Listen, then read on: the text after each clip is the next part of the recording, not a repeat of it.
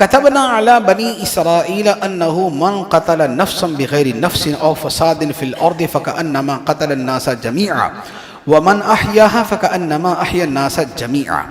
فرمایا بنی اسرائیل پر ہم نے یہ لکھ دیا.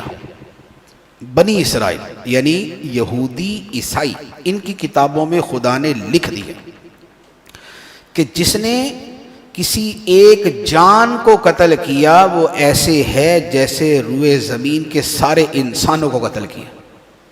یہ آج بھی لکھا ہوا، یہ آج بھی بائبل کے اندر موجود ہے. عہد نامہ قدیم جو تورات ہے، عہد نامہ جدید جو ہے یہ انجیل ہے.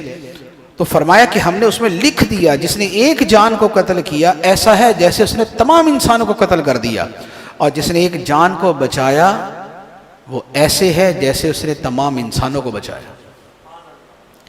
یہ تعلیم ہمیں دی گئی، ہم تو اس پہ جمے ہوئے. مسلمانوں نے کبھی ایسا نہیں کیا کہ کسی جگہ کو اسلام کے نام پہ فتح کیا ہو اور پھر اس کے بعد وہاں پر ایسا ظلم کیا. ایک ہے کہ تیمور بادشاہ تھا، نادر شاہ تھا، وہ اپنی ذاتی ان کی وہ تھی، کھر دماغی تھی کہ انہوں نے وہاں کے مسلمانوں کو قتل کیا. لیکن جنہوں نے دین کے نام پر جہاد کیا انہوں نے کبھی ایسا نہیں کیا. سلطان صلاح الدین ایوبی رحمۃ اللہ علیہ نے اسی بیت المقدس کو فتح کیا تھا. عیسائی ڈرے ہوئے تھے پتہ نہیں ہمارے ساتھ کیا ہوگا، لیکن سلطان نے فرمایا سب کو معاف کیا. عمر فاروق رضی اللہ تعالیٰ نے بیت المقدس سب سے پہلے آپ نے فتح کیا. لوگوں کو ڈر تھا پتہ نہیں کیا کریں گے، بڑے سخت ہیں. آپ گئے، فرمایا سب کو معافی. دنیا میں جہاں مسلمان گئے کہیں بھی قتل عام نہیں کیا. لیکن صلیبی جنگوں میں جو مسلمان، جب صلیبی جنگوں کے اندر ہی بیت المقدس کو عیسائیوں نے قبضہ کیا تو پورا شہر خون سے بھر دیا. عیسائیوں نے فتح کیا بیت المقدس کو تو مسلمان سارے شہید کر دیے. مسلمانوں نے بیت المقدس کو فتح کیا تو سب کو معاف کر دیا. یہ تاریخ ہے. چنگیز خان نے مسلمان ممالک کو تباہ کر دیا، ہلاکو خان نے بغداد کو برباد کر دیا، لیکن بدلے میں جب مسلمانوں نے ان ملکوں پہ قبضہ کیا تو کسی کو کچھ نہیں کہا سوائے جنگجوؤں کے. یہ ہے اسلام کی تاریخ.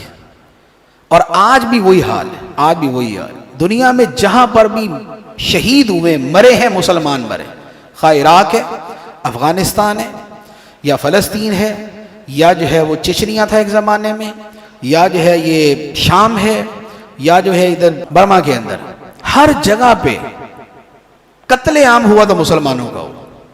کیا اس کے برعکس یہ بھی ہوا کہ مسلمانوں نے قتل عام کیا ہوگا؟ مسلمانوں نے قتل عام کیا نہیں. لیکن انسانیت کے نام لیوا کون ہے؟ انسانیت کے ٹھیکیدار کون ہے؟ انسانیت کے علم بردار کون ہے؟ ہیومنزم، انسانیت نوازی، پیار، محبت، جمہوریت، امن، سکون، یہ سب کون کرتا ہے؟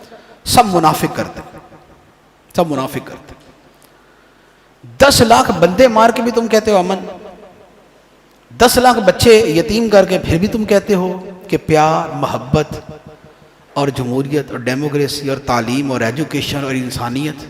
اگر یہ انسانیت ہے تو لعنت ایسی انسانیت کے اوپر. اگر یہ انسانیت ہے پھر لعنت.